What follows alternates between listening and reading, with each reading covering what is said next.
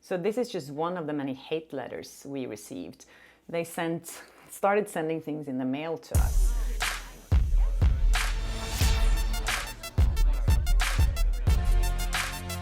Hi and welcome to Flaa Talk. I'm Kjersti Flaa. I'm an entertainment reporter. I've been interviewing celebrities for over a decade, and here on my channel I've been taking you guys a little bit behind the scenes of what's happening during these interviews and kind of what's going on in Hollywood that maybe you don't know about already.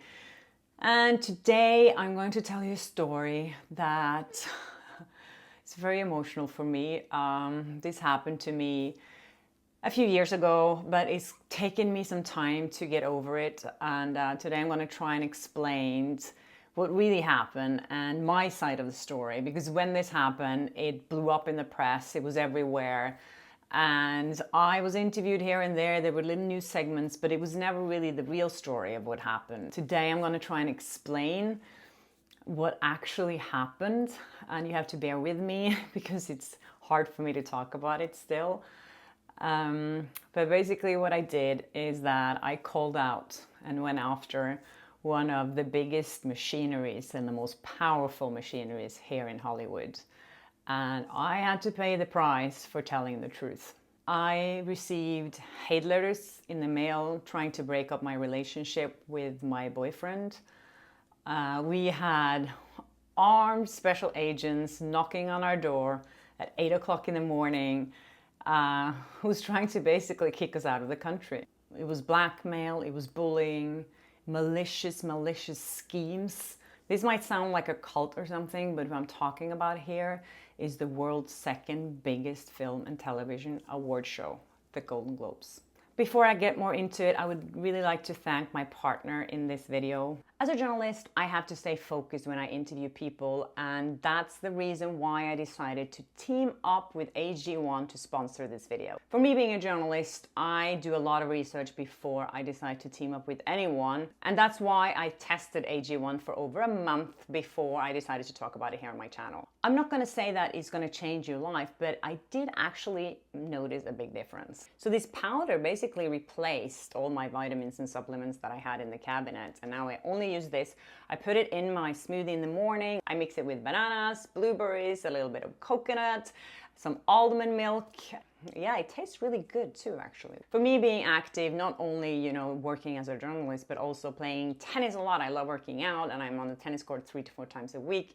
So for me to have that extra energy there as well is super important. And I noticed that I actually don't have that craving around 3 or 4 in the afternoon that I usually had when I always had to have a soda or a piece of chocolate or something like that.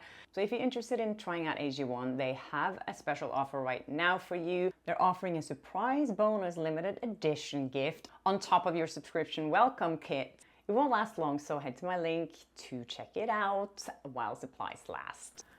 Okay, back to the Golden Globes. It was 8 o'clock in the morning. We were sitting here having breakfast. Someone knocks at the door, which really never happens because we have an intercom system downstairs. So you ring that and we will open the main door for you and people will take the elevator up to our apartment. But today someone was knocking right outside the door, and I peeked through the little peek hole and I saw 2 armed officers. I was like, why are they here and this early? And I opened the door and they were like, can we please come in? And I said, yeah, I don't know, we want to talk to Magnus, they said. I let them in and they couldn't really explain what they were here for, but they were just looking around in our apartment saying like, oh, you made a nice life here. Are you citizens? And we were asking, who are you? What do you want from us? And they ended up telling us, after they spent like half an hour here, asking us questions, that they were sent by the Hollywood Foreign Press Association. They are the group behind the Golden Globes. They're a group of 90 journalists who vote for Golden Globes. And they send these armed officers to our home. Okay, so you might ask why that happened. I'm sure you heard about the Golden Globes, but you might not have heard about the Hollywood Foreign Press Association. Ricky Gervais actually used to make a lot of fun about them when he was the host of the show. I think he hosted it 5 times, and he would always make little jokes when he was standing there, calling them, you know... As you know, the meal tonight was all vegetables, as are the members of the Hollywood Foreign Press. The only reason The Tourist was nominated was so the Hollywood Foreign Press could hang out with Johnny Depp and Angelina Jolie. All that happened was some of them were taken to see Cher in concert. How the hell is that a bribe? He always made people laugh, and especially Hollywood or the celebrities themselves. I mean, look at Harvey Weinstein, how he laughed when he said that. As if film stars will stay away from the chance of winning a Golden Globe, particularly if their film company has already paid for it.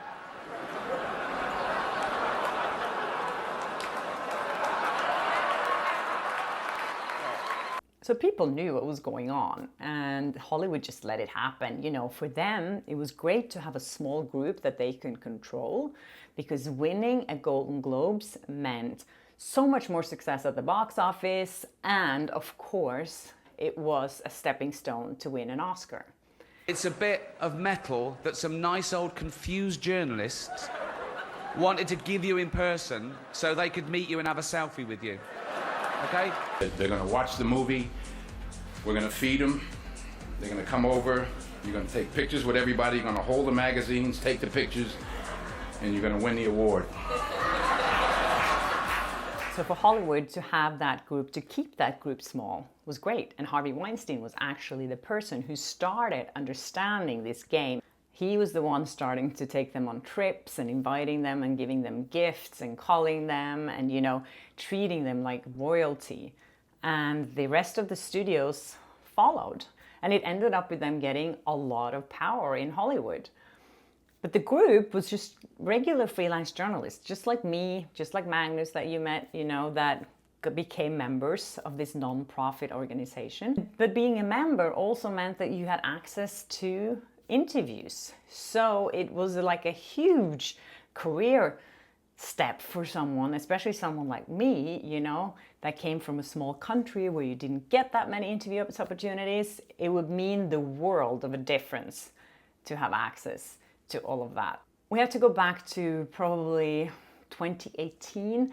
That's when I decided that I wanted to try and apply to become a member of the Hollywood Foreign Press Association.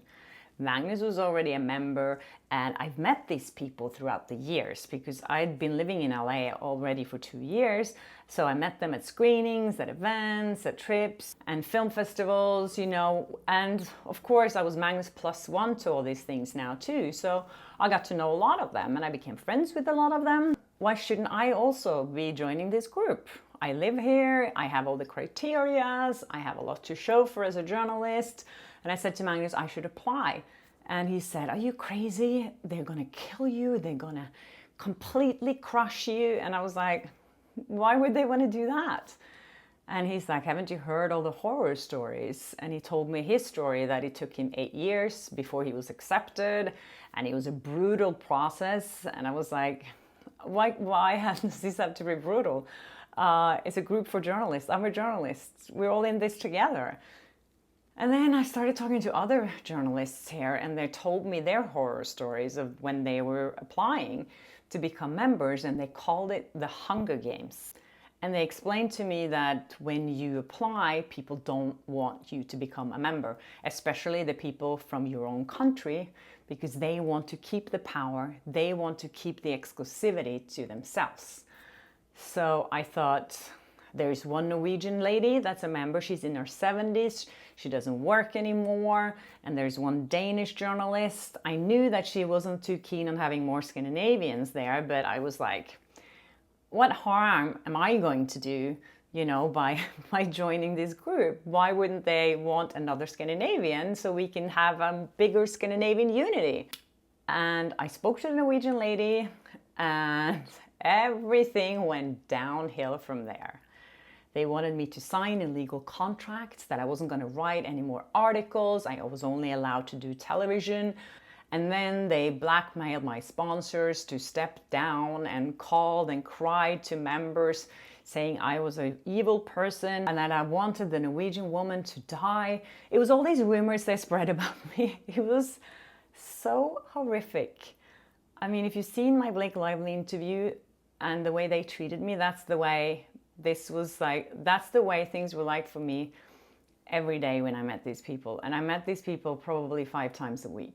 Some of the members actually wanted things to change. They wanted more professional journalists to join the group because they were like, we have such bad reputation in the industry, people hate us, there's one scandal after the other. It was talk of bribery, corruption. Members were accused of being so rude and inappropriate and unprofessional. And they were like, we need to change this. We need to get more working journalists to join. Because a lot of the members were in their 80s, in their 90s. A lot of them never really worked as journalists. And that's the way they really wanted it. They didn't want any competition. They didn't want anyone who could, and they didn't even want to grow the group bigger because they knew that when the group was small, it was easy to bribe them and they loved being bribed. Some of them. Not all of them, but some of them did. I realized after a while that most of the people that were already members had had similar experiences. And they told me, don't react to any of the rumors they make up about you. You just have to stay quiet. Don't react to anything because it's just going to get worse. And you might have to go through this for about 4 or 5 years. Some people went through it for 8, 9, 10 years before they got accepted. And I thought, why is that acceptable? Why should we accept something like that? When you were trying to apply to the Hollywood Foreign Press Association, there were rumors about you that you were sleeping with people to get into the organization. Who is spreading these kinds of rumors? Yeah, I don't know who spread the rumors, but later on, when Kjersti Flaa applied, there were rumors about her as well. I feel like they tend to target young female journalists, and I got, hateful emails, calls, and at membership meetings. Other members cornered me in a very nasty way, verbally bullied me.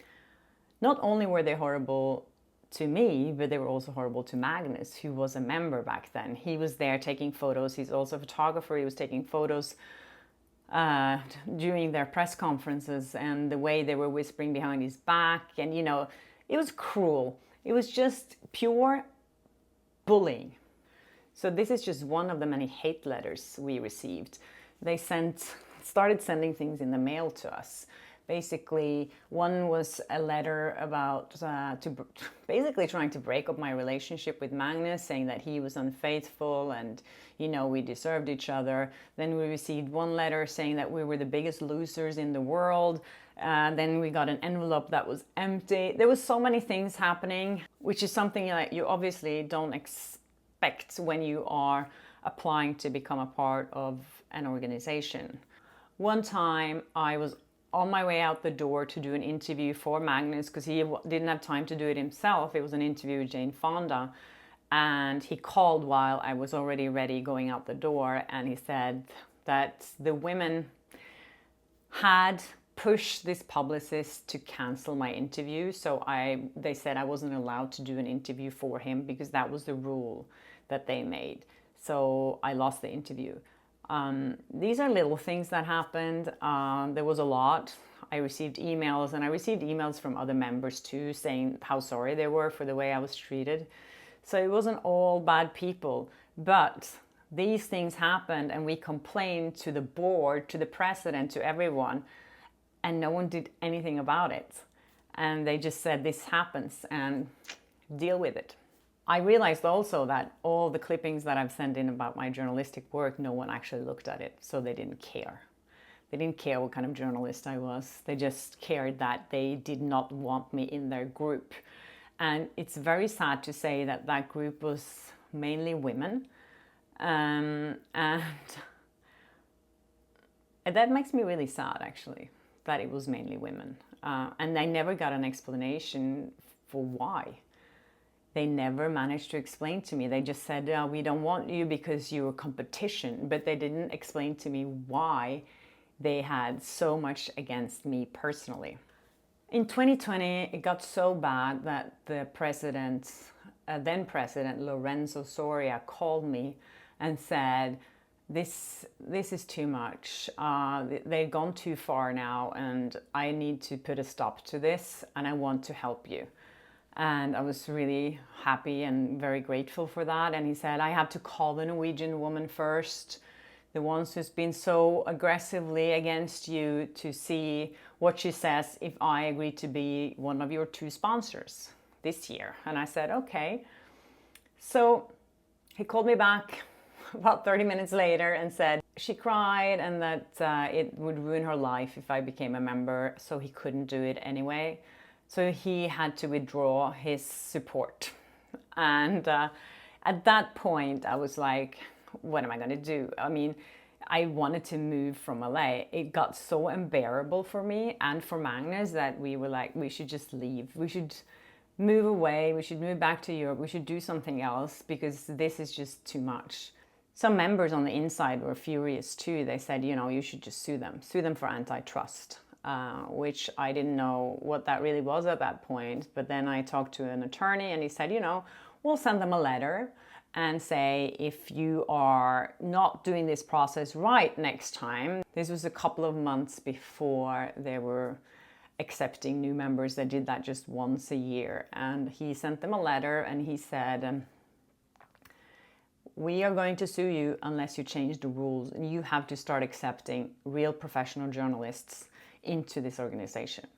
And they said basically F you, and so we sued them, and it exploded in the press. It was everywhere. This morning, the Hollywood Foreign Press Association, responsible for throwing the annual Golden Globe Awards, facing allegations from one journalist of corrupt and unlawful practices in a lawsuit filed in a California court, and claims that outside journalists privately referred to the HFPA as a, quote, cartel.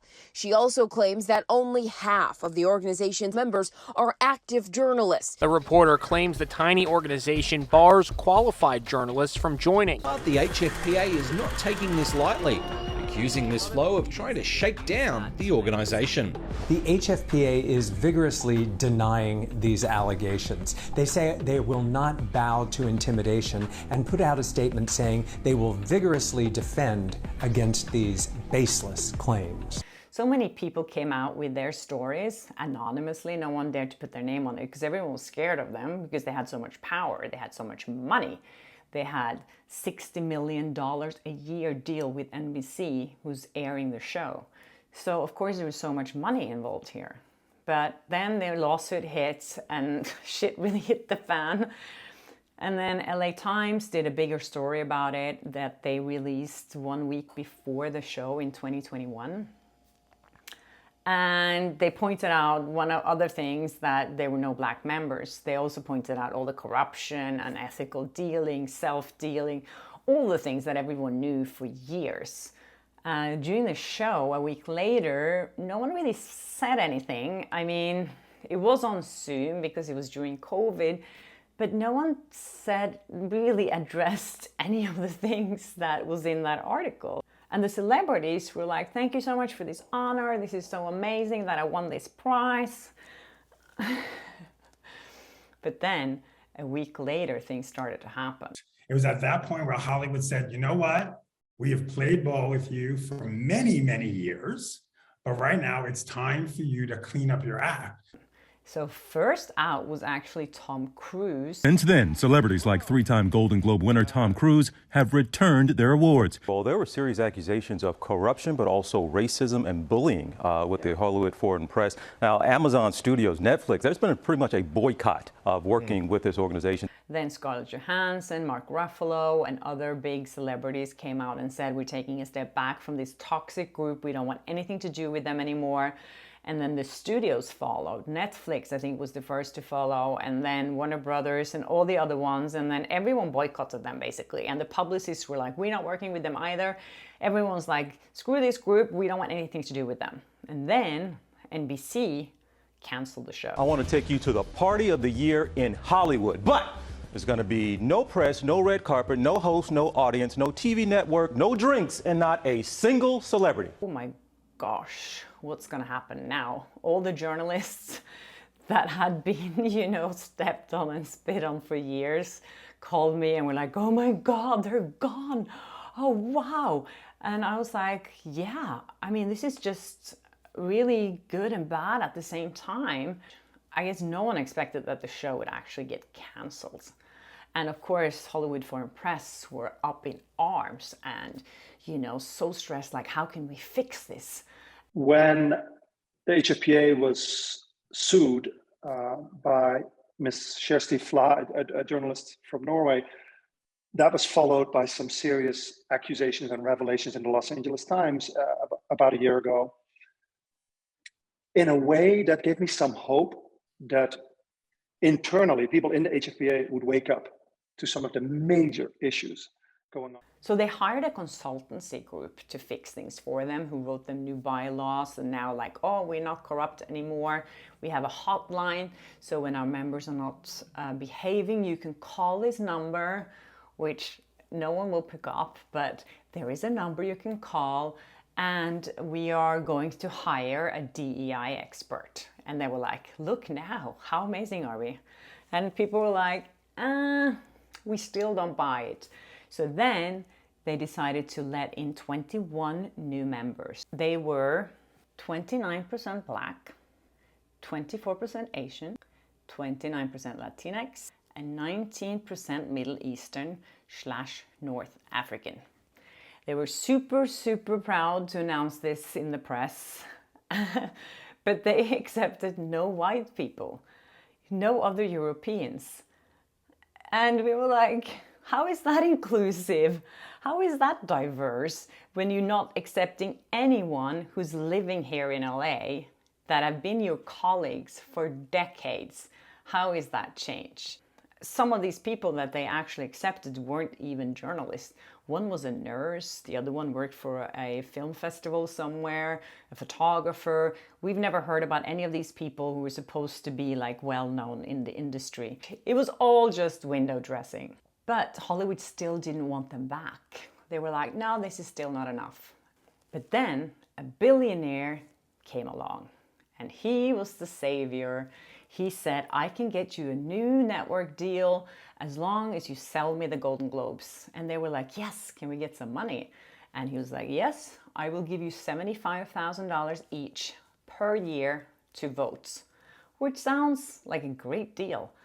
The thing is, he owns not only the venue where the Golden Globes is and the production company that produces the Golden Globes, he also owns A24 that produces film and TV shows that can win awards. He owns all the trade magazines, Hollywood Reporter, Variety, Deadline, who gets all the advertising money from all the studios when they're promoting their films, and who writes about the films. So he owns kind of the whole ecosystem in Hollywood. So to pretend that that's not corrupt, then Hollywood was like, yes, this is great. Welcome back. And now we have forgiven you and all is good. It was all the same people that were members. Remember, they were all the same people who treated other people so horribly and that Hollywood complained about constantly for years. They were still there, and they are still there today. What he did was that he invited in hundreds of other journalists from around the world. So now they have 200 extra people that they invited in from all over the world that votes for free to get more credibility. And I think these people, they don't even know that the other people that are voting are getting $75,000 a year to vote. To sum it up, my lawsuit was dismissed. It was tossed by a judge who said that you can do other things as a journalist than write about entertainment. You can just go and do sports, so you don't need this to be successful. They also kicked Magnus out. They were accusing him of fraud because he had signed a document at the wrong place. It's so ridiculous. They kicked out most of the people that supported me. There's no one left in the organization now. They found different excuses for kicking them out. But all the core of the people who were responsible for this are still there. Even the president Helen Herne is still there. She is the one who called Magnus when I was applying, saying that we should break up because that will make it easier for me to get in. She also said, I've heard through others, she said that they were going to crush me. They were going to make sure that I would never work in Hollywood again. So when you watch the Golden Globes on January 5th, maybe you will have a different opinion about that show and what it actually stands for and how many people they've hurt throughout, and they never reached out to anyone to actually own up to their mistakes, and they still don't. Today is just a money machine, and I mean, if that's what you want, Hollywood, then that's fine. But don't pretend that it's worth anything, because it's not. And the pain it has caused so many people, of my colleagues and myself here, it's really such a disgrace. Anyways, that's all I wanted to say for now about this.